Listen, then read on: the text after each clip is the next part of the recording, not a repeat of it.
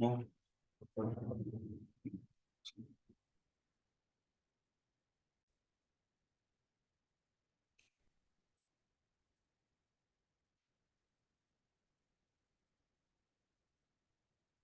아, 모래 관한 얘기를 좀 해드릴게요.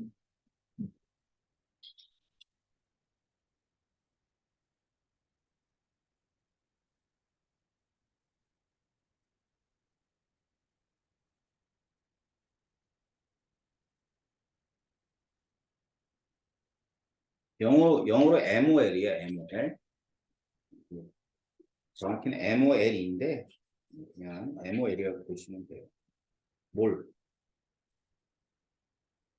이 몰은 개수야, 개수. 그러니까 이 마치 이런 것 같아. 음, 연필이 있어요. 연필 한 타스. 얘는 연필이 몇 개죠?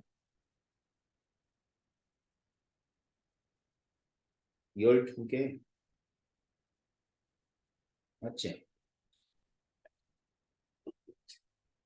이 타스가 우리나라만 아니잖아. 그지? 그 어디서 온 거야? 더즌에서 온 거고, 더즌. 그러니까 더즌은 또 여기 익숙하나? 여러분들? 그 뭐냐면은, 그 도너츠 살 때, 하프 더즌, 원 더즌 이렇게 사봤어? 응? 여기 광주 그런 거, 광주 있냐, 너? 크리스피, 여기 있어? 봉선동에? 없어? 어디 있어, 그럼? 어? 백화점에? 아, 그래. 그 진짜 맛있는데. 그치? 던킨 있나, 여기 던킨? 던킨 어디 있지? 어디 옆에? 명랑학교 옆에 던킨 있어? 옆에. 던킨도 맛있냐? 던킨 맛있냐? 크리스피 그도 맛있냐? 맛있어. 옛날에 던킨에서 저 알바했었는데 갓군 도너츠가 얼마나 맛있는지 모르지 니네.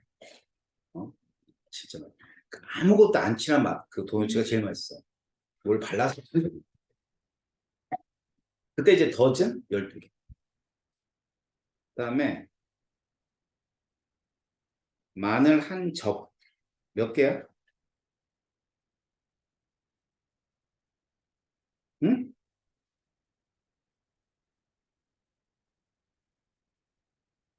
100개.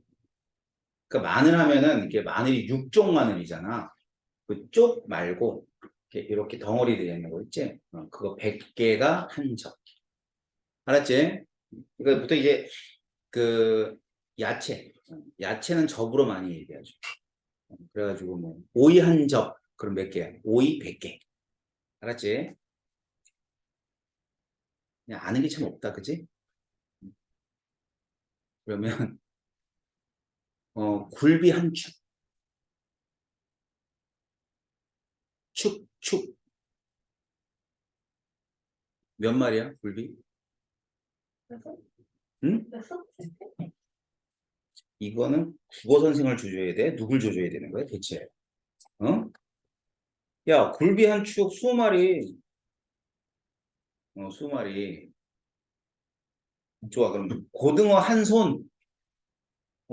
이야, 굉장히 오랜만에 만난다. 고등어 한 손 2마리 이거 맞춘 사람. 야, 2마리. 고등어 한 손 하면 한 마리래. 아니, 2마리가 고등어 한 손. 그래서 마트 가면요, 이렇게 포장해놔도 2마리씩 포장해놔요. 이게 한 손이거든. 에, 그래. 이거 하자. 그럼 구슬일모. 그러면 구슬이 있는데, 구슬이 6.02 곱하기 10의 23승계. 좀 많다, 그지? 근데 별 차이는 없는 거지. 어떤 차이점이 없냐 하면 12개를 다스로 하나, 100개를 접으로 하나, 6.5배 12, 3승계를 몰로 하나. 차이는 없잖아, 사실은. 그러니까 이만큼의 덩어리를 1몰로 놓는 거야. 근데 이제 원자와 분자는 워낙에 개수가 많아. 그러니까 입자가 작아. 그러니까 고등어는 입자가 크잖아. 그지? 그러니까 입자가 작기 때문에 이 덩어리를 일몰로 놓는 거야. 그래서 이 수를 가리켜서 아보가드로 수라고 그래요.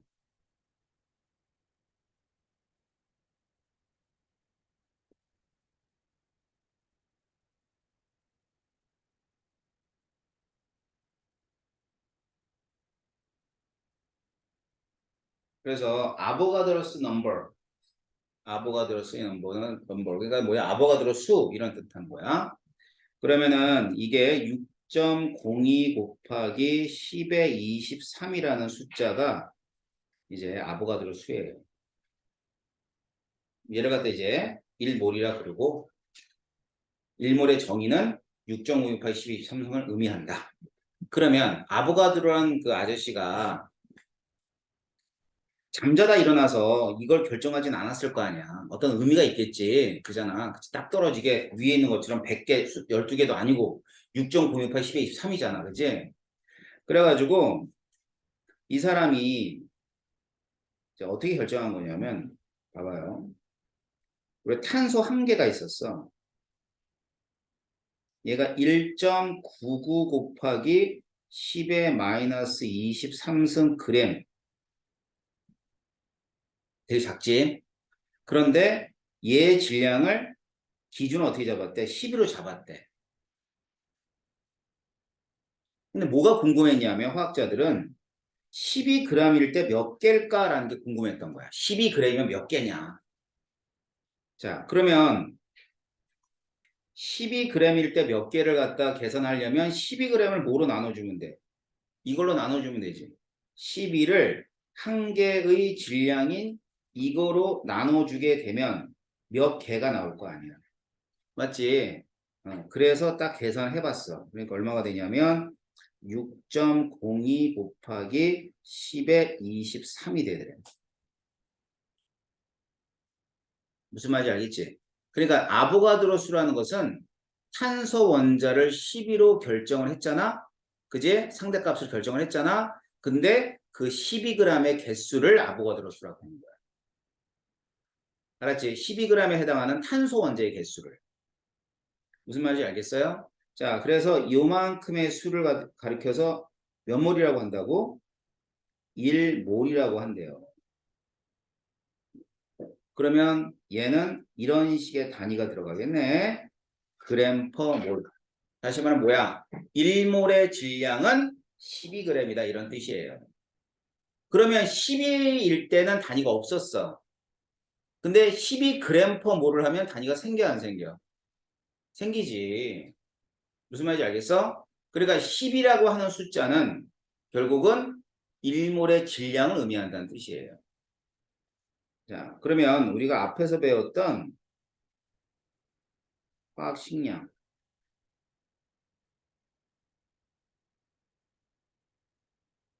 이게 원자량이 있고요.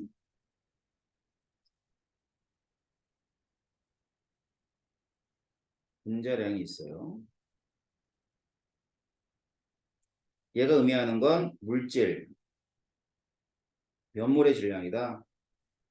1몰의 질량이다.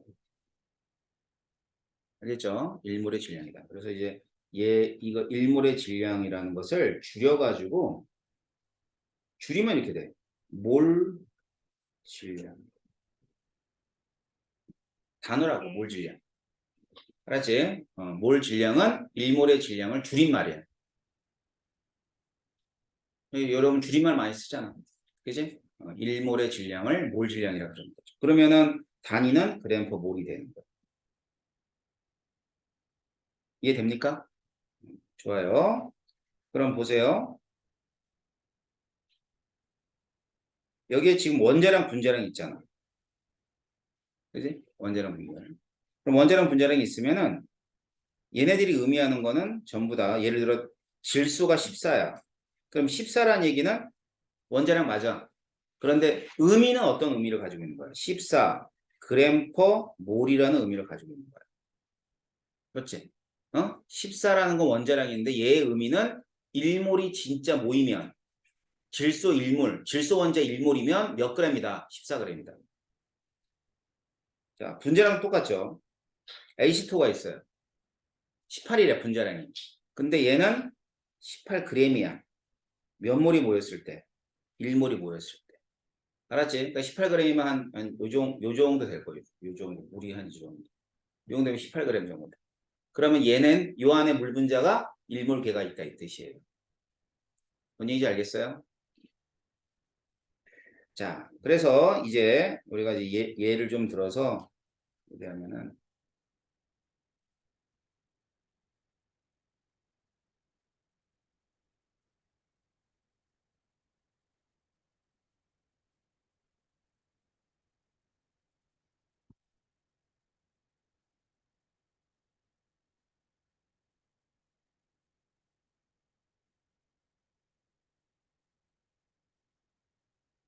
H2가 1몰이래. 그러면 이거는 이제 분자량이 18이니까 18g이겠지? 그치?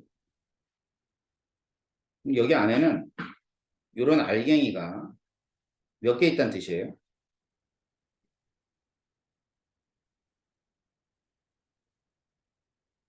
이만큼 있다는 뜻이겠죠?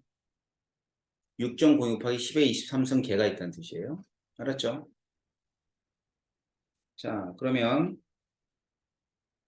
여기 안에 이게 이제 물 분자잖아. 이런 알갱이가 이만큼 있는데 이 안에는 수소 원자도 있겠지. 자, 수소 원자 몇 개 있을까?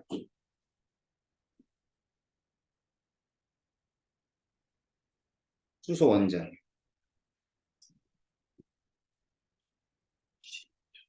그러니까 여기다 뭐만 곱하면 돼?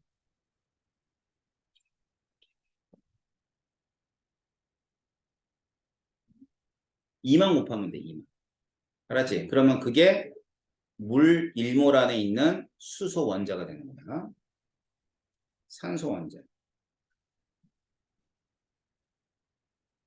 산소 원자는 물 분자가 하나당 하나씩 가지고 있잖아. 그러니까 산소 원자는 그대로 물 분자의 개수와 같겠지? 그래서 몇 개가 되냐면 6.02 곱하기 10의 23승 개가 되는 거예요. 아셨어요? 자, 그러면 이게 전체 원자 수야. 합한 게. 얘를 간단하게 원자는 몇 몰 있다고 얘기할래? 원자 몇 몰?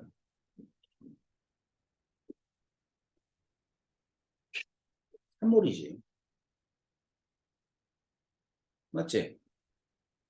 자, 수소 원자 몇 몰? 2몰. 산소 원자 1몰이니까 더하면 몇 몰? 3몰. 자, 이런 걸 여기서 바로 알아야 돼. 알았지? H2O가 1몰이 있으니까 요 물 분자 1몰 안에 수소의 몰수는 2몰이 되는 거고 산소 원자의 몰수는 1몰이 되는 거고. 뭐 어려운 얘기 아니잖아. 사람이 있는데 사람이 100명이 있어. 사람이 한 사람당 팔 2개씩 있지. 3개 있진 않지. 맞지?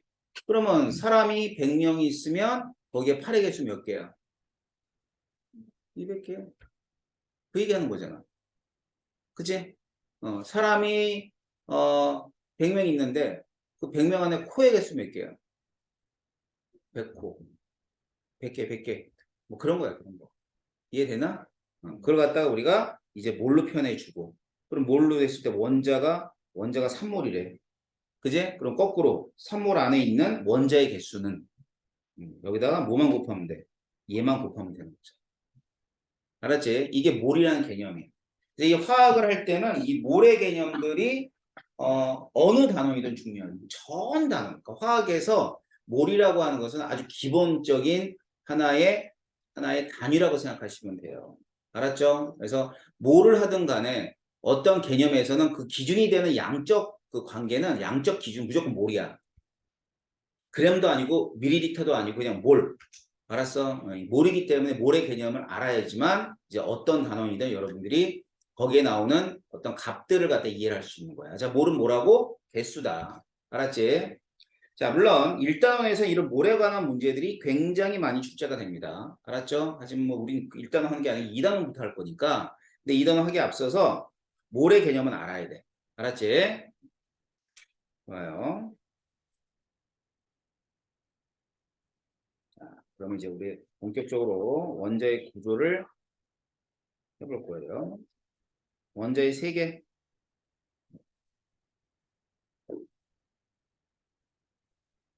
원자의 세계를 하는데, 자, 여러분이 이제 여기서 통합과 특강을 들은 학생들도 있고 안 들은 학생도 있고 하겠지만 원자의 구조는 사실 중학교 2학년 때 배우죠.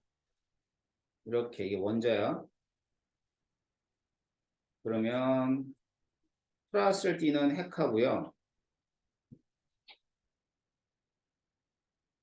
마이너스를 띄는 전자하고요.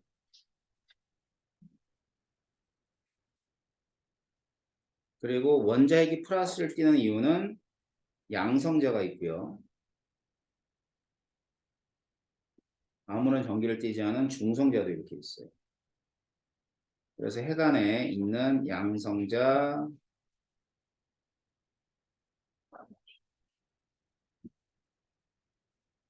중성자.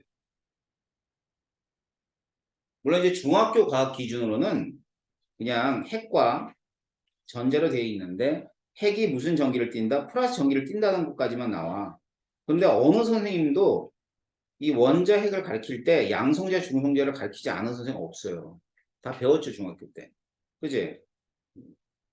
이렇게 돼 있는 게 이제 원자야. 이게 간단한 원자의 구조죠. 그죠? 이게 원자라고 해요. 문제는 뭐냐면 원자는 볼 수 있어요, 없어요? 요즘에 과학기술이 많이 발달해서 봤다라고 해요. 봤다. 봤다라고 하기에는 조금 애매해. 뭐냐면 이제 본 게 어떤 걸 본 거라고 얘기하냐면 이 금속이 있어요. 금속 표면에다가 굉장히 가는 침을 갖다 놓고 쭉 훑었더니만 여기서 얘가 볼록볼록 표면이 볼록볼록 하더래. 이렇게. 그러니까 원자는 이제 일단 뭐로 돼 있어? 구로 돼 있는 건 구형으로 돼 있는 건 맞지. 근데 이건 뭐냐면 그냥 구형으로 되어 있다라는 것 정도만 파악한 거야. 알았어? 이게 이제 XTM이라는 그런 현미경인데 그래가지고 이제 이게 원자들을 이렇게 쓰다듬었다고 생각하면 돼. 그래서 얘네들을 조금 떼내가지고 글씨를 만들기도 했죠. 그게 세계에서 가장 작은 글씨. 내가 찾아놓은 게 있어.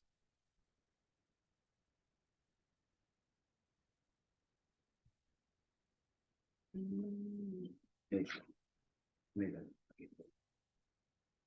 아닌데? 어디다 놓더라?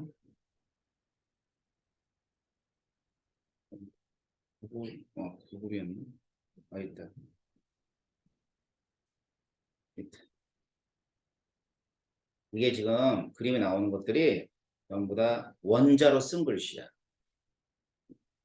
그래서 원자로 쓴 글씨 보면, 자, 여기 보면 이제 한자 보이죠? 한자. 이게 원자잖아요. 원자인데, 세상에 가장 작은 글씨를 맨 처음에 쓴 나라는 그럼 무슨 나라? 중국. 중국인데, 실제로 찾아보면 IBM이 제일 많이 나와요. IBM이. 그래서 이제 왜 그러냐면, 맨 처음에 중국이 이걸 썼어요. 제일 열받는 나라가 어느 나라야? 응? 미국. 그 미국이 잽싸게 그 스위스 추리라고 알지? 그 추리에 보면 IBM 연구소가 있어요. 그 IBM 연구소 잽싸게 팍팍팍 써버려요. 그 XTM이라는 현미경을 연구하는 그런 기관이 이제 각 나라마다 있었는데 우리나라 없습니다. 예. 근데 있는데 이제 그 미국 IBM이라는 회사의 연구소에서 잽싸게 써가지고 발표를 하죠. 그래가지고 얘는 기네스북에 안 올랐어. 근데 얘는 올랐대요. 되게 얍삽하지 않나요? 처음으로 쓴 건 중국인데. 그래서 미국 애들이 이렇게 썼죠. 그래서 IBM은 컴퓨터 만드는 회사야. IBM 컴퓨터 만드는 회사인데, 이 컴퓨터 만드는 회사에서 이제 미국 기업은 그런 게 있대. 자기가 100원을 벌면 예를 들어 10원은 반드시 그 자기와 관계 없는 어떤 그 연구팀에다가 투자를 하게 돼 있고.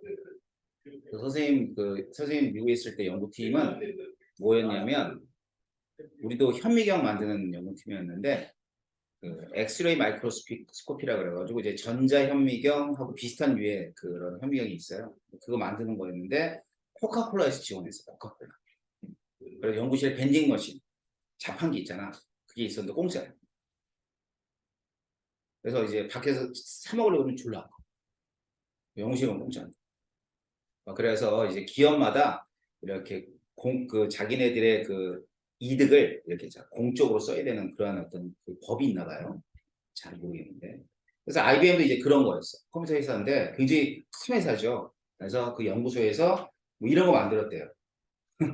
이게 뭐 동영상 같은 거, 알았지? 이런 걸 만들어가지고 했다. 이건 이제 원자로 쓴 겁니다. 알겠어요? 원자로 썼다 그러는데 쓴 게 아니라 이렇게 뽑아낸 거예요. 이렇게.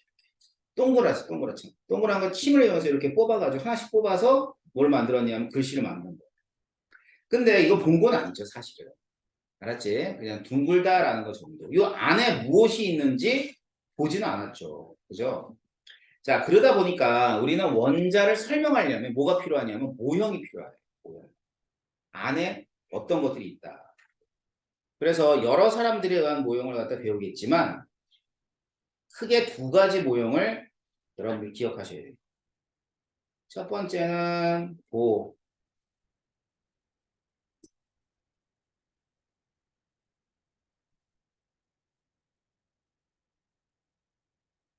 자, 첫 번째가 보호의 원자모형. 보호라는 사람에 의해서 제안되어진 거고, 근데 뭐 이게 완벽하지 않죠. 그래가지고 현대 원자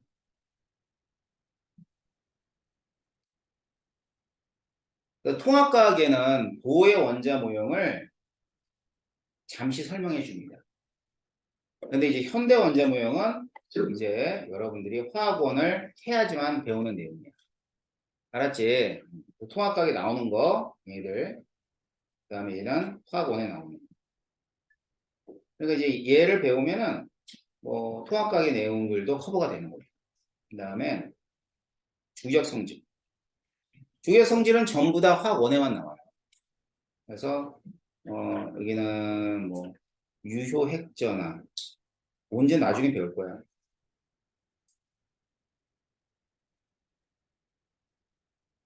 원자 반지름,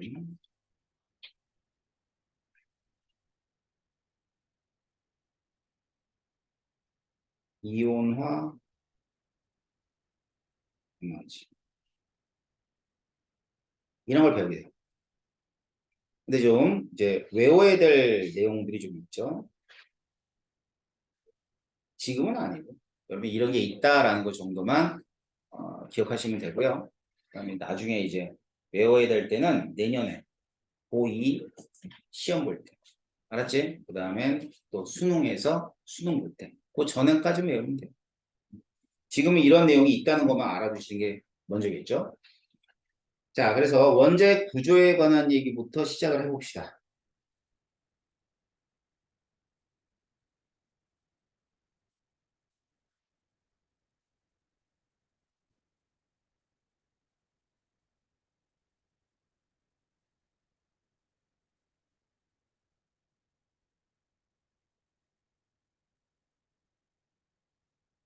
교재를 보시면 원자 구조라고 되어 있는 그 페이지, 다음 페이지 넘겨보시죠.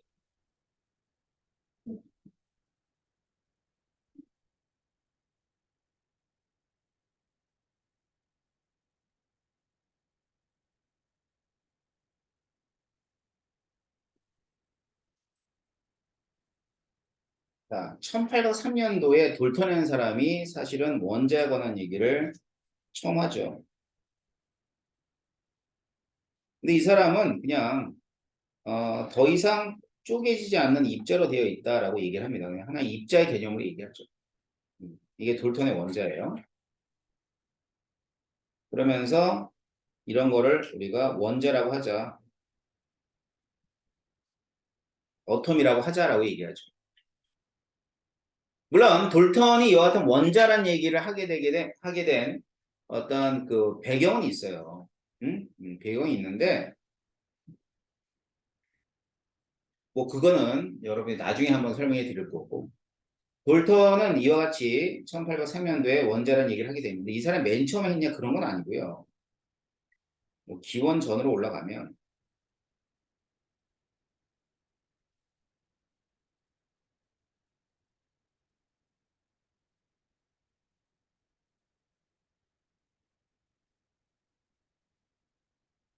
아리스토텔레스가 세상의 물질은 네 가지 원소로 되어 있다. 기억나죠? 물과 불과 흙과 공기로 되어 있다. 라고 얘기를 해. 그 이제 아리스토텔레스가 얘기한 거예요. 그 다음에 이제 데모크리토스라는 사람이 뭘 얘기하냐면 세상의 물질은 아토모스로 되어 있다. 이렇게 얘기했어요. 이 사람들이 기원전에 그 그리스 철학자들이잖아. 그래가지고 이 아라는 건 영어로 낫. 이 토머스라는 건 디바이디드. 그러니까 디바이디드 그러니까 붙이면 뭐예요? not divided. 나눠지지 않는 그런 뜻이겠지. 응? 그래가지고 이게 not divided라는 뜻이야. 그리스어로. 여기에서 이제 돌턴이 이제 아이디어를 가져온 거죠. 그래서 어텀이다라고 끊어준 거예요. 그러니까 어텀이라는 원자의 영어의 어원이 아토모스가 됩니다. 맨 처음 이제 돌토 얘기한 건 아니죠, 사실은. 그리스 철학자. 자, 그런데 이 그리스 철학자들은 과학자들은 아니고요. 뭐 지극히 철학적인 얘기를 한 겁니다. 그러다가 이제 2000년 정도 있다가 돌토하는 사람이 원자를 얘기하게 돼요. 알겠죠?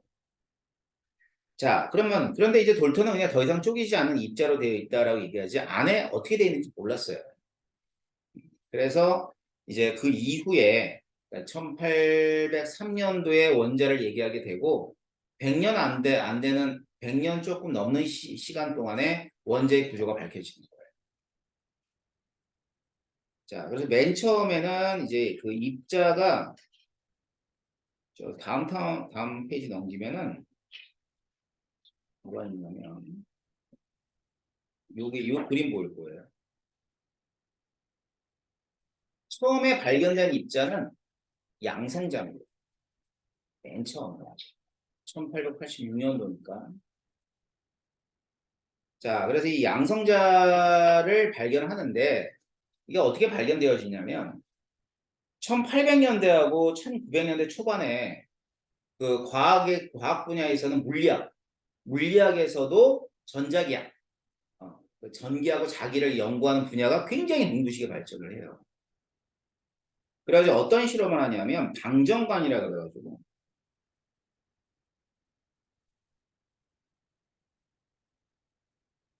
어떤 물질을 집어넣고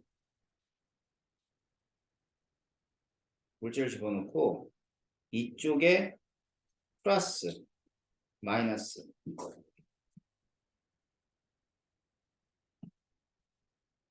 자, 큰 에너지를 넣어줘요.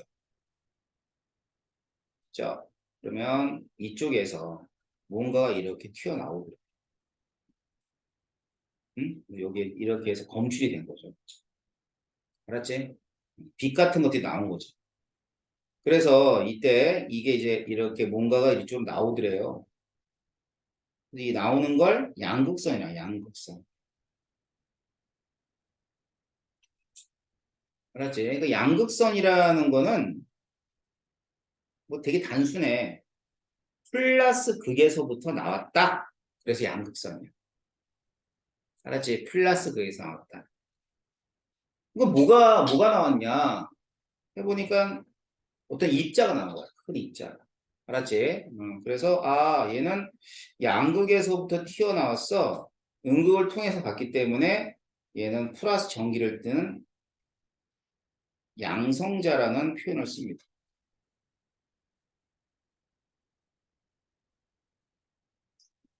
그래서 양성자라는 새로운 입자를 발견을 한 거야. 여기까지는 뭐 그렇게 크게 이걸 원자하고 연결시키진 않아요. 알았죠? 양성자가 발견된 거지. 누구에 의해서? 볼트슈타인에 의해서. 물론 그 이후에 한참 있다가 이제 러더퍼드라는 사람이 양성자라고 그 입자를 얘기하긴 하지만 일단은 양성자는 볼트슈타인에 의해서 발견이 된 거예요. 알겠죠? 자, 그러다가 한 몇십 년 지납니다. 지나가지고 이제 그, 그 당시에 실험을 어떻게 했냐면 아까 뭐를 했냐면 이쪽에 플러스였죠. 이쪽에 플러스 그걸 바꿔 마이너스 플러스 이렇게 바꿔. 알았지? 바꾸면은 이렇게 되겠죠. 그림에서 보면. 그림에서 이쪽이 마이너스야. 이쪽은 플러스예요. 그러니까 역시 마찬가지로 빛 같은 것들이 나오더래. 이거는 이름이 뭐가 되겠니? 음극선이 되는 거죠. 음극선. 아까 지금 왜 양극선이었어? 플러스 그쪽에서 나왔으니까 양극선. 얘는 마이너스에서 나왔으니까 음극선. 알겠죠? 음극선이 딱 나온 거죠. 근데 이 음극선의 정체를 몰랐어. 이게 뭘까? 이게 대체. 뭘까? 대체 뭘까라고 얘기해요. 그래서 어떤 사람은 빛이라 그래. 빛. 이런 빛이다. 어떤 사람은 물질의 뭐 네 번째 상태다. 뭐 그런 얘기 막 합니다. 근데 이제 빛이라고 하는 사람이 누구냐면 헤르츠라는 사람인데 그랬죠? 이 빛이라고 하는 사람의 생각을 누가 그대로 받아들이냐면 이 톰슨이라는 사람이 받아들여요. 그래? 빛이 좀 타당한데? 그래서 아까 얘기했던 헤르츠라는 사람의 실험을 그대로 쫓아요. 톰슨이. 그런데 톰슨은 헤르츠하고 좀 다른 조건을 만들어요. 여기를 진공을 만들어요. 진공을 만들어서 실험을 하는 거죠. 아무것도 없는 상태에서.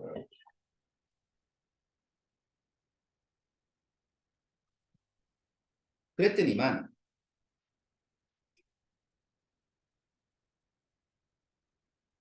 전기장과 자기장을 걸어줘요. 그러니까 여기 전기장 걸어주는 게 더 편해. 이해가 쉬워요.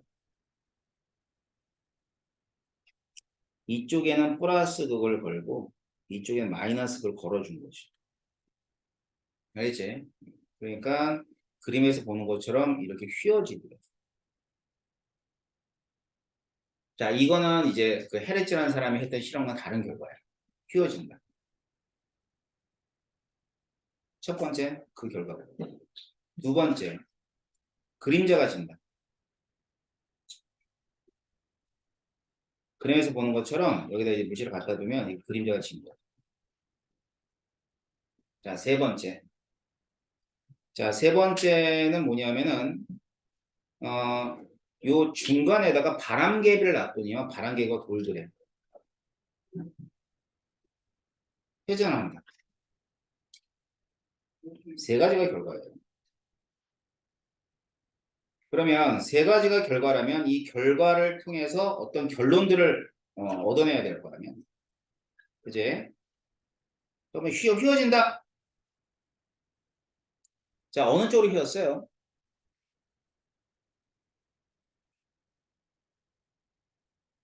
어느 쪽으로 휘었어요? 응? 저기 플러스 쪽으로 휘었죠. 그죠? 그러니까 얘는 무슨 전기를 가지고 있다? 마이너스 전기를 가지고 있다.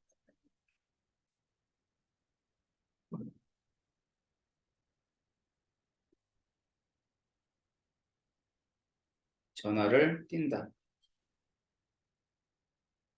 자, 이게 하나의 결론이야. 두 번째 결론. 그림자가 생겼대요. 자, 그림자가 생겼다는 얘기는, 얘는 뭔지 모르겠지만 직진하는 거야, 무조건. 알았지? 직진성을 가지고.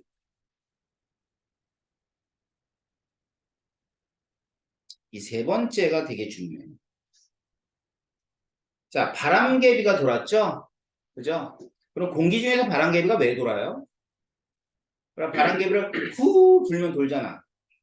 도는 이유는 공기 입자가 바람개비의 날개를 때리면서 그때 생기는 충격량을 통해서 돌아가는 거예요. 물리적으로. 알았지? 그게 회전력을 나타내주는 거야. 그런데 여기 공기 있어 없어요? 공기 없잖아. 근데 바람개가 돌아왔다는 얘기는 뭔가 질량을 가진 입자가 있다는 얘기고 그게 바로 음극선의 정체라는 얘기예요. 알겠죠? 그래서 음극선은 질량을 가진 입자다. 최종적으로 뭘 발견하냐면 전자를 발견하게 됩니다.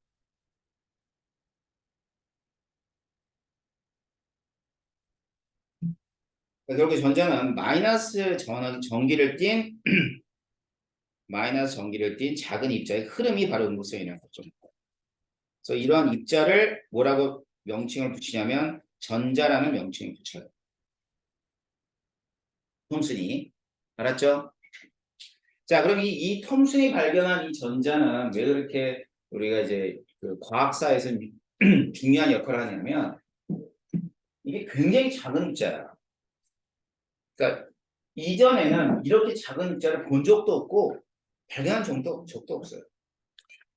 그래가지고 이 작은 입자의 질량 또는 이 작은 입자가 가지고 있는 뭐 전기의 양 이런 것들을 갖다 뭐하냐면 측정을 해요. 물론 톰슨이 안 해요. 다른 사람들이 측정을 해줍니다. 그래서 이 전자라는 입자가 매우 작은 입자가 되고 이 작은 입자를 발견하면서 더 작은 입자가 있지 않을까? 막 이거 막 연구를 하게 되는 거야. 그게 바로 입자 물리학이라고 해가지고 작은 입자를 연구하는 분야가 생기게 되는 거야. 그러니까 이 전자는 굉장히 중요한 역할을 하는 거지. 그러니까 톰슨은 이제 전자를 발견했으니까 자기 딴에는 뭐 해야 돼? 원자 모형을 얘기를 해야 되겠죠. 그래서 톰슨은 이렇게 원자 모형을 얘기해요. 자, 원자가 중성이에요. 중성.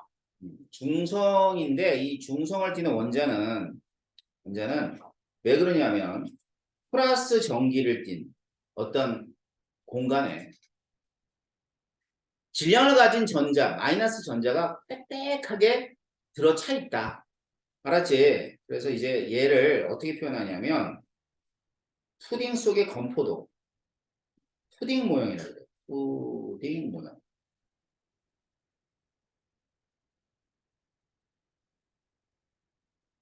알겠어요? 푸딩 모형이다. 그래서 이 푸딩 모형은 바로 이와 같이 플러스를 띄운 물질 속에 마이너스를 띄는 띄엄띄엄 박혀 있다라는 원자 모형을 제안하게 돼. 톰슨이. 알았지? 물론 지금 여러분이 알고 있는 원자 구조하고는 전혀 다른 원자 구조죠. 뭐 그 당시는 어쩔 수 없었으니까. 왜? 원자핵이 발견되지 않았기 때문이야. 그러니까 원자핵이 발견되기 전에는 이제 푸딩 모형으로 제안해 주는 거죠. 알겠죠? 자, 그래서 이제 이때가 이제 몇 년이야? 벌써 1886년도인가? 우리나라는 뭐지? 조선 말기? 고종 때인가? 고종 때? 이제 한국사 안 배워? 안 배워? 배우잖아 이제. 이제 배우잖아. 아이고 재밌겠다. 한국사 배워. 세계사 안 배워요? 세계사. 세계사도 재밌는데. 중학교 때 세계사 배웠니? 아, 그러구나.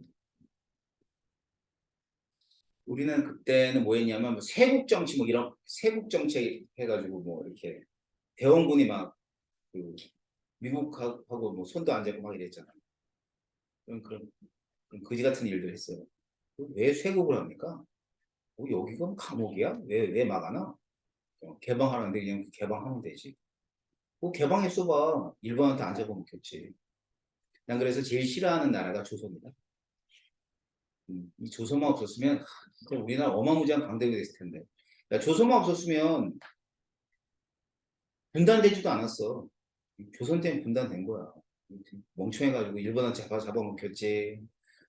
그래 또 일본 잡아먹히니까 일본 망하니까 또 뭐야 저기 미국하고 소련하고 이렇게 또 이렇게 나눴지. 그래가지고 우리는 가만히 있잖아.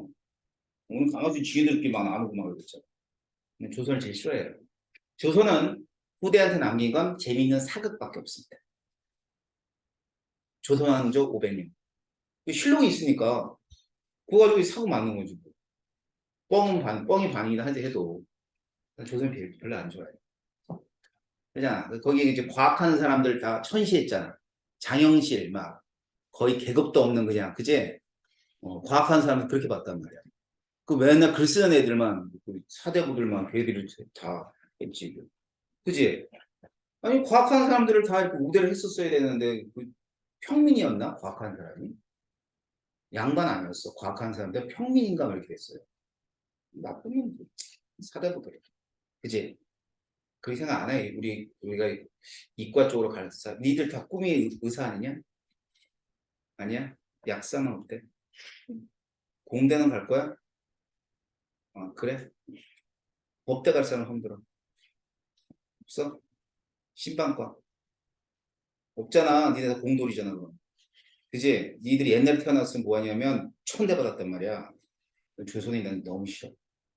조선만 없었으면 우리나라 진짜 니들이 공부 안 하고 있어도 돼. 맞잖아. 나라 돈이 많은데 뭘 공부해. 선생님 옛날에 그 유학할 때 만났던 애들 중에 제일 부러웠던 애들이 아랍 애들이. 진짜 걔들은 돈 진짜 많아. 아니 애들이 많은 게 나라가 많다니까. 니네 어떻게 하냐 우리. 니는 완전 나라에서 보내줬대. 학비 생활비 다 대줘. 걔네 아랍 애들. 걔네가 사우디아라비아나 그랬는데 다 그래 다. 그리고 뭐 조금 뭐 이렇게 좀 잘 산다 그러면 뭐 기본적으로 막 그냥 스포츠카 몰고 다니. 부럽더라. 나라가 잘 사니까. 그냥 아무것도 안 해도 된대. 근데 좀 공부하겠다 그러면 나라에서 밀어준대. 아이, 참. 우리나라도 그럴 수 있는데. 그치? 아니야? 그럴 수 있어. 저 북한에 히토리만 팔아도 어마무지해. 빨리 통일을 해야 되는데. 자, 아무튼 우리 조선에서 그러고 있을 때 얘네들은 이런 거를 제안을 했대요. 그러니까 만약에 이제 조선이 없었으면 이게 뭐 콩떡 모양, 그치? 콩떡, 뭐 시루떡 어때? 이런 모양이 됐겠지. 근데 이제 푸딩 모양으로 우리가 배우는 겁니다. 하지만 지금은 알고 있는 것처럼 얘네들은 이제 말도 안 되는 모형이에요. 자, 그러다가 또 몇십 년이 지나요. 한 1, 20년이 지나죠. 이 러더퍼드라는 사람이 있어요. 러더퍼드. 이 러더퍼드라는 사람은 뭐를 연구했던 사람이냐면 방사선을 연구했던 사람이에요. 그러니까 방사선은 어떤 것들이 있냐면 알파선, 베타선, 감마선. 알았죠? 이 알파선, 베타선, 감마선인데 왜 알파, 베타, 감마라 그랬냐면 몰라요, 정체를. 정체를 몰라. 단지 이 알파선, 지금 알아요. 알파선. 알파선의 정체는 요 밑에 있네요. 헬륨의 원자핵. 헬륨의 원자핵이 알파선이야. 근데 그 당시는 알파선은 플러스 전기를 띠고 있는 입자다라는 것 정도만 알았어요. 알았지? 플러스 전기를 띠고 있는 입자다라는 걸 알았지 헬륨의 원자핵이라는 건 몰랐어요. 자, 그래서 이걸 연구하던 러더퍼드라는 사람이 여러 실험을 했겠죠. 이 알파선을 가지고. 그래서 어떤 실험을 했냐면 여기는 방사성 물질을 내놓는 어떤 그 입자 발생 장치예요. 별거 아니야. 방사성 물질이 뭐 그 여러 개가 있는데 라듐이라는 그런 방사성 물질이 있어요. 이걸 놓고 나부로 싹 감싸. 나부로 싹 감싸면 나부로는 통과를 못해 방사선. 그러니까 이 납에다가 구멍 조그만 뚫어 놓은 거야. 그럼 그쪽으로 슉 나가겠지. 그래서 이렇게 만들었어요. 알파 입자죠. 여기 튀어나가는 애가 알파 입자야. 자, 이 알파 입자가 튀어나갔어요. 근데 이 튀어나가는 요 직선상에 있는 한 길목에다가 이렇게 금이죠, 금. 금박이에요, 금박. 금을 갖다 딱 놔둡니다. 근데 이제 금박이니까 금을 어떻게 한 거야? 굉장히 얇게 만든 거죠. 근데 그게 1911년도래. 그럼 1900년대 초반에 이 금속을 얇게 쪼갤 수 있는 기술이 있었을까? 없었죠. 지금은 머리카락을 뭐 1000분의 1 한대나? 뭐 어쩌대나 그러지. 그것도 쪼갤 수 있대요, 머리카락을. 그런데 그때 없었어요. 그래서 어떻게 했냐면 가장 무른 금속 중에 하나가 금이야. 물러. 음. 이걸 갖다 놓고 얇게 핀 거야. 얇게 피는데 망치로 두들겼겠지, 피려면. 이렇게 두들기면 어떻게 될까? 구멍이 나. 그지? 그러니까 쭉 살살살살 이렇게 살살살살. 그럼 이렇게 되면 잘 펴져 안 펴져? 안 펴지지. 그러니까 이거를 하루 종일 이렇게 두들겨서 이렇게 피는 거야. 알았지? 누가? 러더포드가 아니지, 제자다. 참 더러운 세상이죠. 지금도 똑같습니다. 알았죠? 네. 그럼 해주면 이렇게 얇게 펴주면 논문이라도 이름 올려줘야 될 거 아니야. 우리나라 요즘에 올리나 모르겠네. 우리나라는 거의 안 올려요. 지 이름만 올라가죠. 아무튼 러더포드도 그때 이렇게 그 체드윅이라고 있어요. 체드윅이 제자인데 우리 교과서 다음 페이지 나와요. 그 사람이 여기 핍니다. 자, 그걸 왜 폈냐면 이제 가정은 이렇게 한 거지. 원자층이 2개나 3개 층을 뚫고 간다라고 생각을 한 거야. 그러면 금박이 얇아야지만 가능할 거 아니야. 그지? 그래서 아주 얇게 만들어요. 만들어 놓고 실험을 하죠. 근데 여기는 이 주위에 있는 얘는 뭐냐면은 얘는 검출기예요. 이 알파 입자를 검출하는 검출기야. 그래가지고 첫 번째 결과 여기서 검출이 됐어, 전부 다. 그럼 뭐예요? 대부분의 알파 입자는 통과했다. 자, 첫 번째 결과. 첫 번째는 통과했다. 두 번째는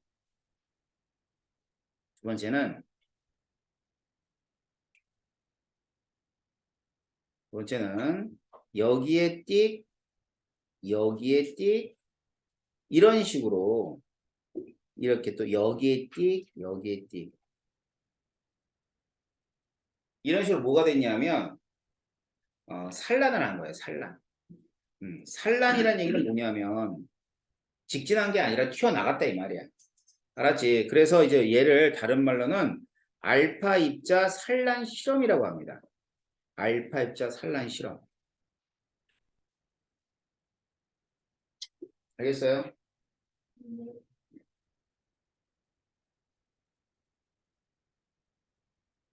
자, 그래서 이제 매우 극히 일부분이 뭐 했다? 산란했다. 그런 뜻이에요.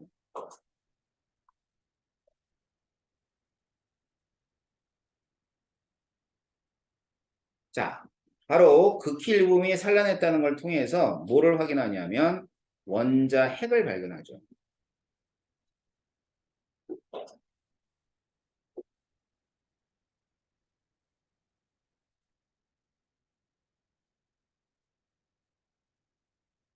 원자핵을 발견하는데 자, 그럼 이제 결론은 원자핵을 발견한 게 결론이야. 근데 또 다른 결론 중에 하나가 뭐냐면 대부분이 통과한 건 원자는 빈 공간이다. 아무것도 없다. 空 비어있다. 알았지? 그리고 그 한가운데에 뭐가 있을 거냐면 원자핵이 있을 것이다. 라고 예측을 하는 거죠. 그러면 이 원자핵은 어떤 성질이냐? 첫 번째, 매우 작다.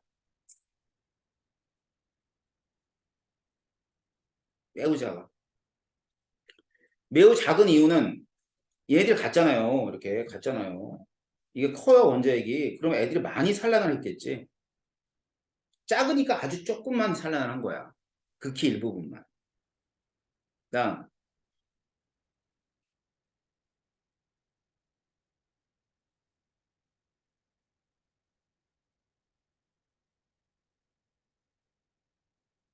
자, 무겁고 단단하다. 무겁고 단단하다. 이제 무겁고 단단하다는 얘기는 뭐냐면 만약 가벼우면 어떻게 될까? 얘네들이 들어가는 게 알파 입자잖아, 입자.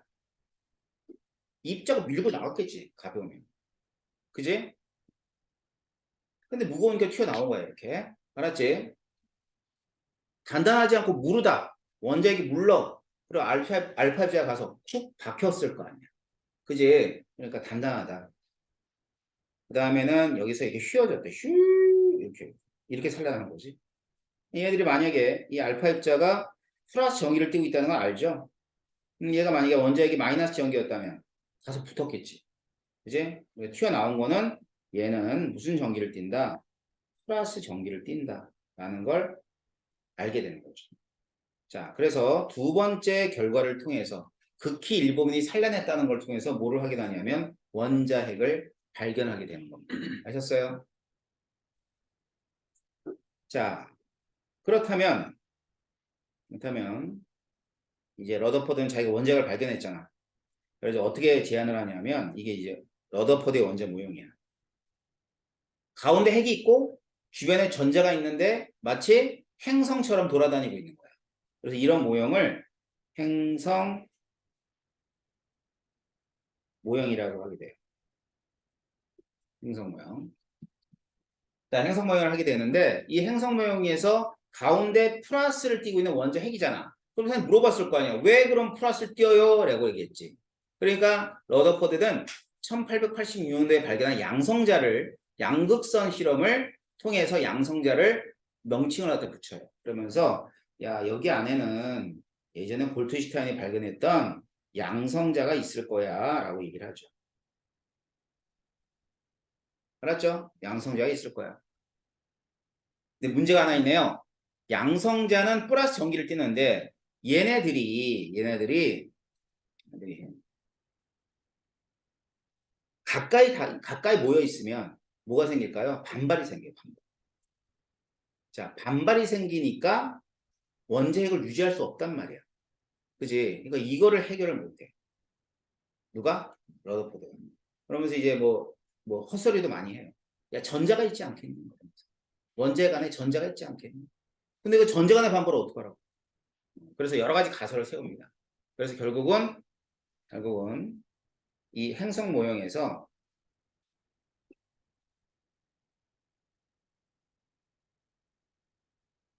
아까 그 금박 폈던 불쌍한 아저씨가 누구야? 최득이라 그랬지? 제자예요, 제자. 제자가 중성자를 발견해. 그래서 이 사람은 그렇게 얇게 피진 않아. 그래도 이제 박 실험을 하긴 해요. 베릴륨 원자를 가지고 이제 실험을 합니다. 또 얘도 똑같이 알파 입자. 자, 얘를 가지고 실험을 해요.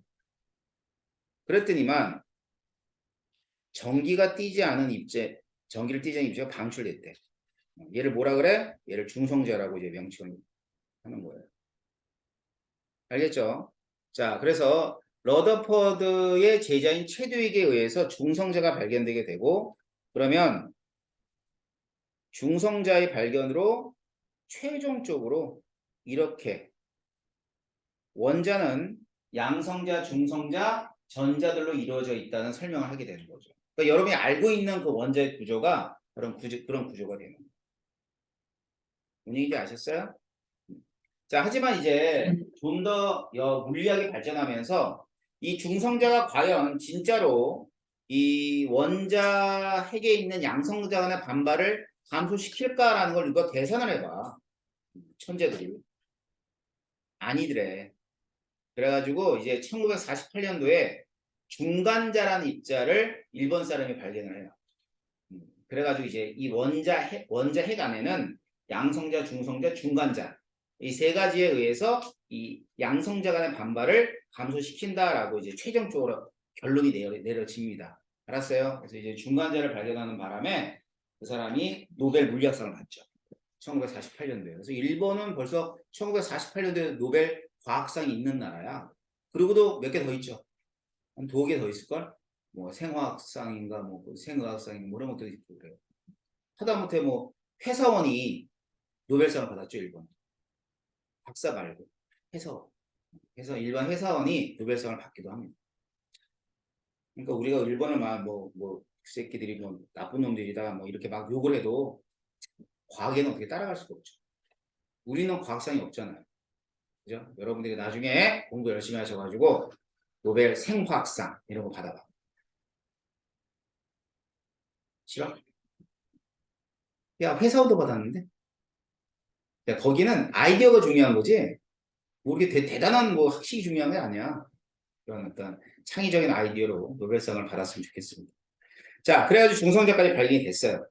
됐나요? 네. 자, 그래서 여러분들이 알고 있는 입자들이 어떻게 발견됐는가를 이제 여기서 살펴준 거고요. 이제 잠시 쉬었다가 원자의 구조의 또 다른 얘기를 좀 해보도록 하겠습니다.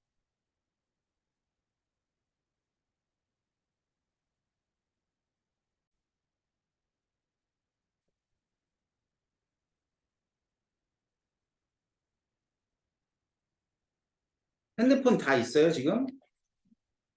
꺼내 보세요. 여기 카톡 없는 사람 카톡 다 있지? 그지? 네이버를 들어가면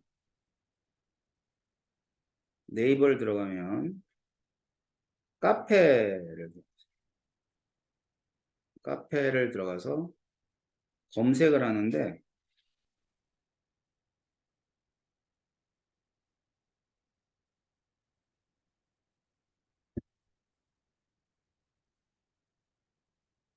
폰캠을 치시면 되어 있어요. 네, 다른 사람 되어 있어요. 카페 명예로 들어가면 폰캠이라고 되어 있죠. 요 그림 보이죠? 일로 들어가서 가입 신청을 하세요. 다 했죠? 얘들 다 있어? 안 돼 있어? 있을 텐데. 자, 가입 신청 하면은 선생님이 이제 여러분들을 본인 이름 좀 쓰세요. 이렇게 해서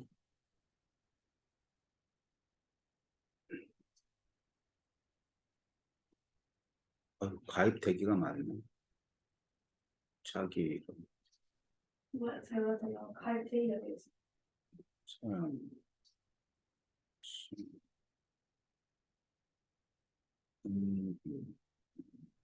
누구 있어? 현우.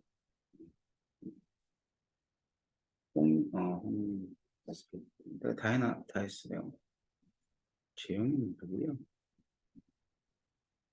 다 돼 있지? 그지? 너 뭔데? 하하? 하하. 왜 또 하하라고? 다 돼 있어요? 다 돼 있어요? 그래서 이제 선생님이 이제 그 영상 강의를 여기다 올려요. 올리면 이 메뉴에 가보면 여기 여러분 메뉴가 없을 거야. 나중에 이제 들어가 보면 메뉴가 생길 거예요. 네, 여기 이렇게 하면은 이제 전 강의들이 전부 다 올라가 있습니다. 그 다음에 이제 언제 많이 쓸 거냐면 고1 내신 자료 있죠. 내신 자료 가면은 뭐 해설 뭐 그런 교재들이 많이 있어요.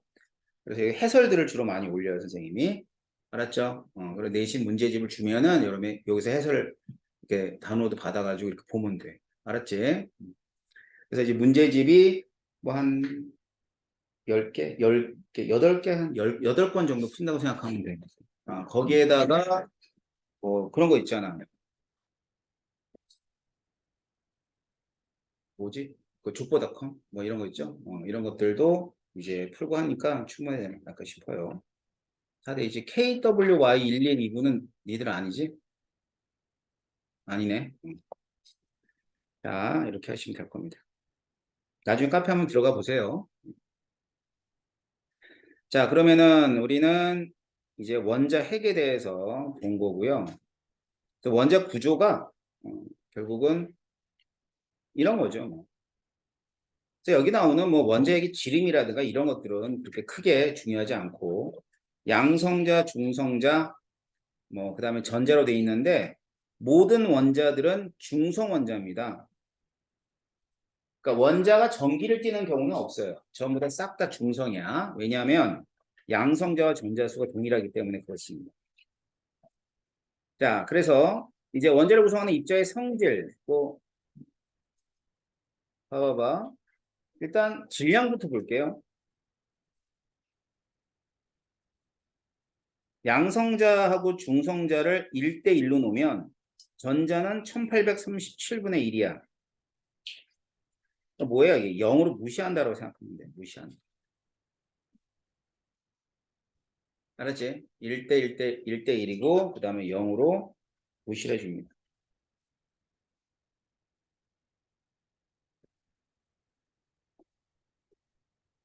근데 실제 질량을 보게 되면 뭐가 좀 무겁죠? 중성자가 무겁죠. 그지? 이게 뭐 실제 값으로 봤을 때 10의 마이너스 24승에 대해서 3,5기는 해. 그지? 얼마 안 돼. 그러니까 1대1로 놓는 거야. 하지만 통합과학 내신 문제에서 무조건 나와.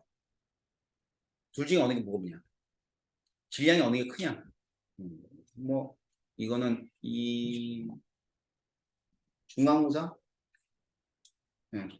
중앙호사 나올 수 있어. 중앙호사 또는 기말고사에. 그러니까 나오는 거니까 꼭 알아두도록 하시고요. 그 다음에 화학원 내신에서 나옵니다. 알았어요? 화학원 내신에 나오니까 근데 수능은 안 나와. 수능은 이런까지 안 내.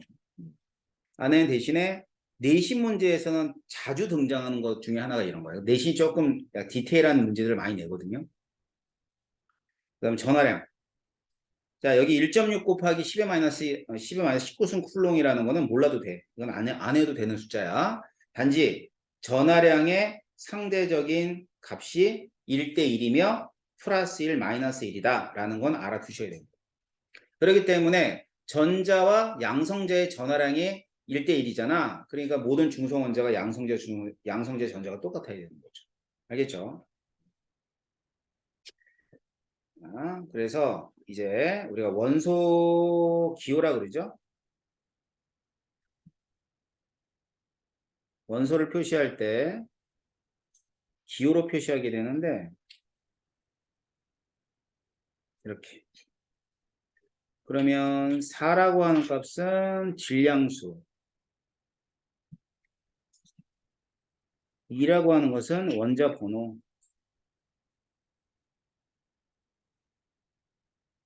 이렇게 얘기해요. 자, 그래서 원자 번호는 양성자 수예요. 근데 양성자 수인데 이게 이제 뭐와 같아지냐면 전자수와 같은 거죠. 자, 이상하고 질량수는 양성자하고 중성자를 합해 놓은 거예요. 알겠죠? 우리가 오늘 앞에서 얘기한 것처럼 이 질량수랑 원자량은 다르다. 다른 의미야. 알았죠? 원자량은 상대적 질량을 표시한 거야. 그리고 질량수는 말 그대로 양성자와 중성자의 개수를 이렇게 더해 놓은 걸 우리가 질량수라고 그래요. 자, 그래서 뭐 이렇게 원소를 표현합니다. 여기 보이는 것처럼. 자, 그러고 나서는 여기 봐봐.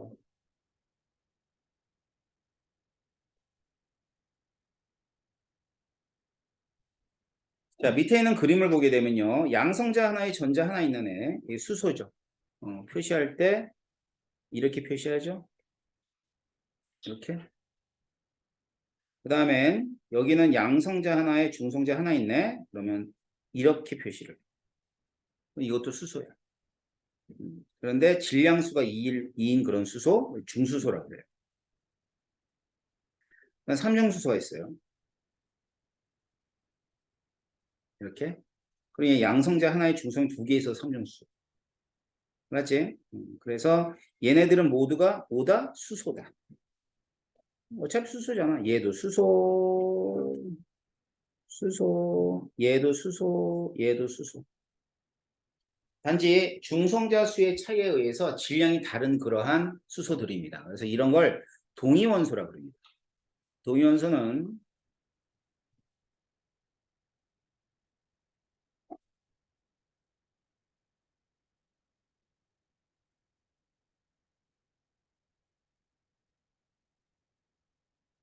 다른 질량 같습니다.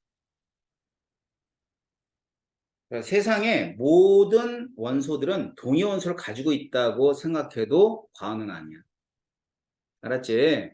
자, 수소가 이렇게 세 가지가 있듯이 탄소도 역시 마찬가지로 보면 12짜리하고 13짜리가 있죠. 그지? 그럼 원자량이 있잖아. 10이고 얘는 13.003이야. 왜 그렇다 그랬어? 기준이 얘기 때문에 얘가 13.0003이야. 알았지? 상대적 질량이라 그랬잖아. 그지? 여기 질량수랑 그래서 좀 다르죠? 13인데 얘는 13.003이니까. 알았지? 여기 원자량 있어. 산소도 16짜리, 17짜리, 18짜리. 다시 원자량이 이렇게 되는 애들이 각각 이렇게 이런 비율로 존재를 합니다.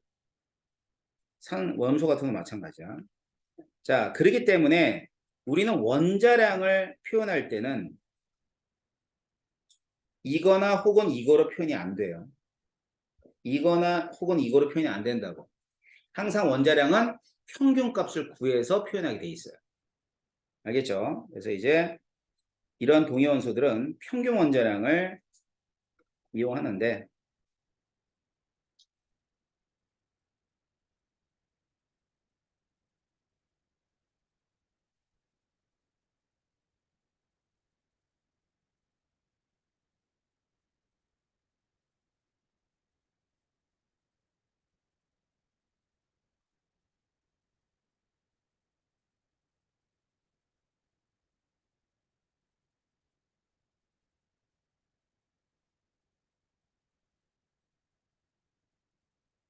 자, 평균 원자량은 원자량과 비율을 곱해서 그 합을 갖다 우리가 평균 원자량이라 그래. 예를 한번 들어볼게.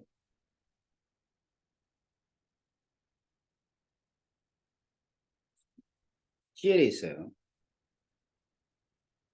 17번인데 원자량이 35인 경우도 있고요. 그 다음에 원자량이 37인 경우도 있습니다. 알겠죠?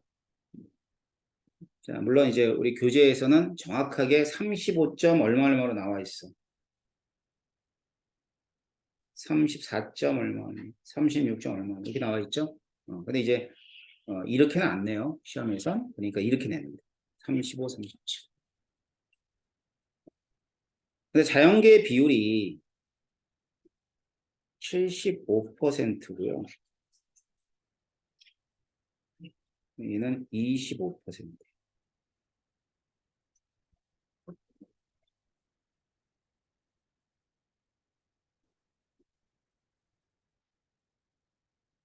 자, 그러면 이제 이 두 가지 비율 가지고 평균 원자량을 구하는 거예요.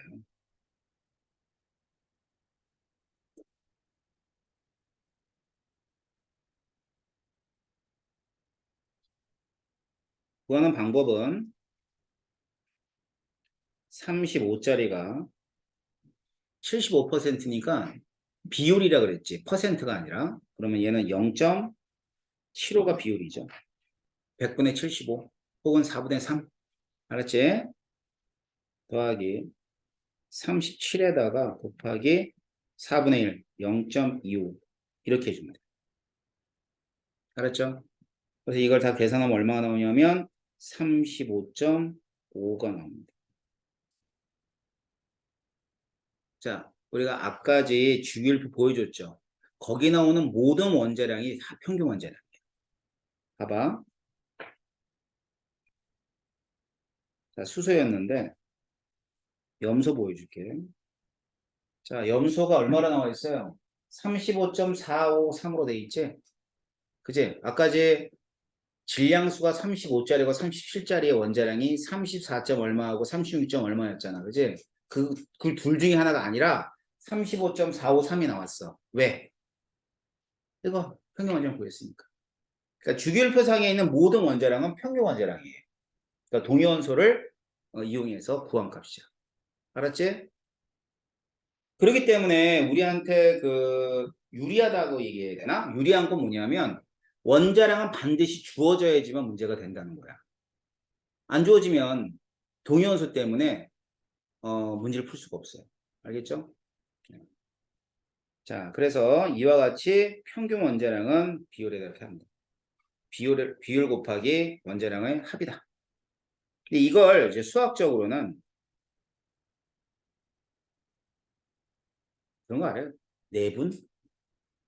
내분 알아? 내분? 자, 원자량인데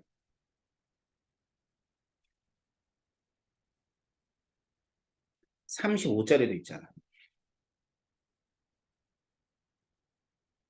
37짜리도 있죠. 자, 비율로 보니까 얘들아 비율로 봐봐. 75, 25면 어느 게 비율이 크죠? 75. 그럼 평균값은 어디에 가까워야 돼? 35에 가까워야지. 그렇잖아. 평균은 35에 가까워야 될 거 아니야. 그런데 얘네들의 비가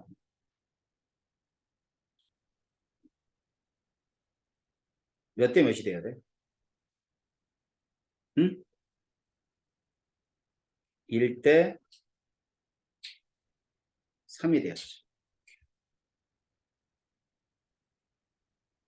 자, 비율이 몇 대 몇이야? 3대 1이잖아. 알았지? 그러면 이제 반대로 3대 1이 이렇게 돼야지. 이런 걸 우리가 평균 구할 때 내분이라 그래. 내분? 수학에서 배워요? 배운 적 있어요? 네, 이렇게 됩니다. 그러면은 여기서부터 여기까지가 차이가 얼마 나오니? 2가 나오잖아. 그 2에 대해서 4분의 1을 더해주면 되는 거죠. 그럼 2에 대해서 4분의 1이면 그게 0.5 아니야. 그러니까 평균 원자량은 얼마가 되는 거야? 35.5가 되는 거야. 아주 유용한 방법이죠? 응? 알았어요? 자, 그러면 이러한 동위원수에 의해서 분자들이 이제 형성이 돼요. 그래서 분자들도 평균 분자량이 있어.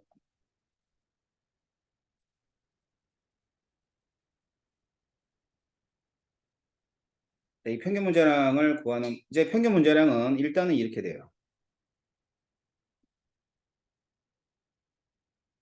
평균 원자량의 합이야.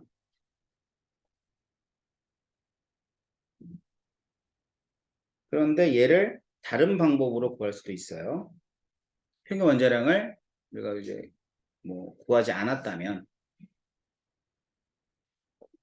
염소가 있습니다. Cl2. 그럼 Cl2는 Cl하고 Cl이 만난 거잖아. 근데 Cl의 동위원소가 몇 가지가 있냐면 두 가지가 있어요. 원자량이 35짜리도 있고요. 37짜리도 있어요. 그럼 만날 때 Cl2니까 35하고 37짜리가 서로서로 만나가지고 분자를 이루겠지. 그지? 그러면 이때 가능한 분자량은 35, 35가 만나서 하나의 분자를 이루었어? 그럼 얼마가 되겠니? 70. 35, 37이 만나면 72. 35, 37이 만나면 덧셈이잖아. 그럼 37, 37이 만나면 70. 어? 그럼 총 몇 가지 종류가 있어요? 가능한 분자량은 70. 이렇게 세 가지네. 그지? 그럼 자연계에 있는 Cl2는 분자량이 세 가지가 존재할 수 있는 거야. 알았지? 단지 뭐가 다를 거냐면 비율이 달라요. 비율. 비율은 어떻게 구하냐? 자, 35짜리죠. 35짜리가 아까 몇 퍼센트였냐면 얘가 비율로 따져봐. 4분의 3이었나? 4분의 3? 37짜리는 4분의 1이지. 얘는 4분의 3. 이게 비율이에요. 혹시 여러분들 그 확률 배웠어? 수학에서? 확률? 응? 확률 배우면 이렇게 되잖아. 뭐, 모든 뭐 개체수가 있는데 거기에 남자이면서 안경 쓴 사람. 그럼 두 확률을 곱해줘, 안 곱해줘? 곱해주잖아. 남자인 확률과 안경 쓴 사람의 확률을 곱하면은 남자이면서 안경 쓴 사람의 확률이 되겠지. 그치? 똑같아. 이 비율이라고 하는 건 뭐냐면 결국 확률과 같은 거야. 자, 4분의 3이다. 자연계에 4분의 3만큼 있대. 이거는 35짜리를 만날 수 있는 확률이 4분의 3인 거야. 알았지? 그러면 35와 35가 만나서 70을 만들 수 있는 확률은 2개 곱해주면 됩니다. 어렵지 않지? 자, 그럼 얼마야? 16분의 9. 이게 비율이에요. 72는 16분의 3. 72는 16분의 3. 그럼 72는 똑같은 거 분자량이잖아. 그러니까 비율은 어떻게 돼? 16분의 6, 6. 알았지? 2를 곱해줘서 74는 네, 1. 그리고 이거 싹 다 더하면 1이다. 16분의 9, 16분의 6, 16분의 1을 더하면 1이 나오는 거야. 그러니까 이게 장의 비율이지. 자, 그래서요. 평균 분자량은 평균 원자량을 더해도 되지만 분자량에다가 곱하기 비율 이렇게 하면 돼요. 자, 그래서 자, 평균 원자량의 합은 이렇게 돼. 35.5를 이렇게 더하면 합이죠. 그지? 그 다음에 이 분자량하고 비율을 곱해서 더해준 거 70짜리는 16분의 9가 되고요. 72짜리는 16분의 6이 되고요. 74짜리는 16분의 1이 되는 거예요. 두 값은 모두 계산해 보면 71이 나와요. 자, 그럼 계산 한번 해볼게. 진짜 나오나?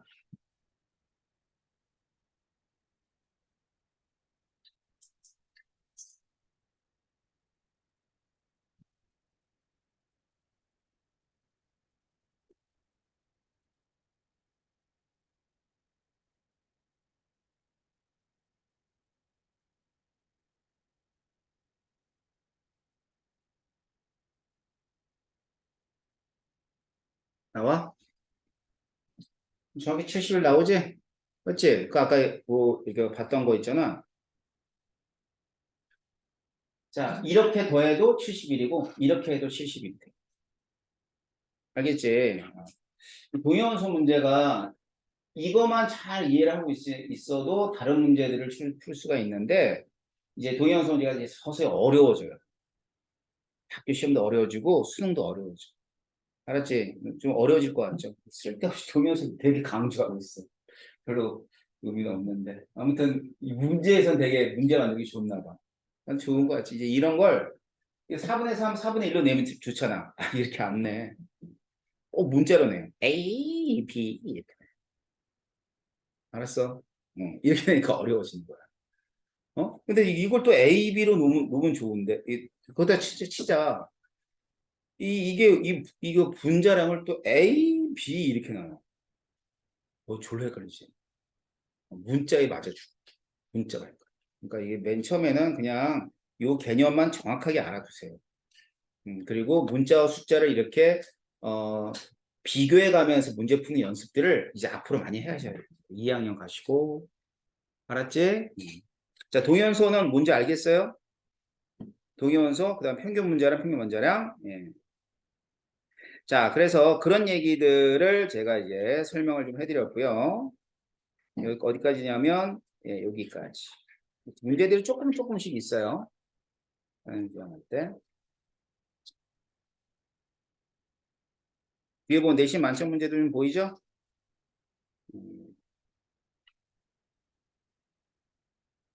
자, 문제는, 예, 숙제는 75페이지까지 한번 해오시면 되고요. 문제 숙제야. 그리고 다음 시간에 오늘 숙제한 걸 바탕으로 선생님이 질문 받아서 이제 높은 문제들 좀 풀어드릴 겁니다. 아셨죠? 그리고 숙제가 하나 더 있어. 집에 가서 이제 화학 노트를 만들어. 화학 원 노트지. 알았지? 만들어야 될 노트가 두 가지 노트야. 통합과 노트 하나 만들고 화학 노트 하나 만들어.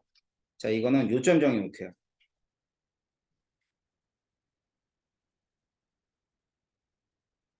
하고 오답 정의도 같이 하세요. 이 노트에다가. 알았지? 그래가지고 이제 이 통합과학 노트 요점 정의를 만들어.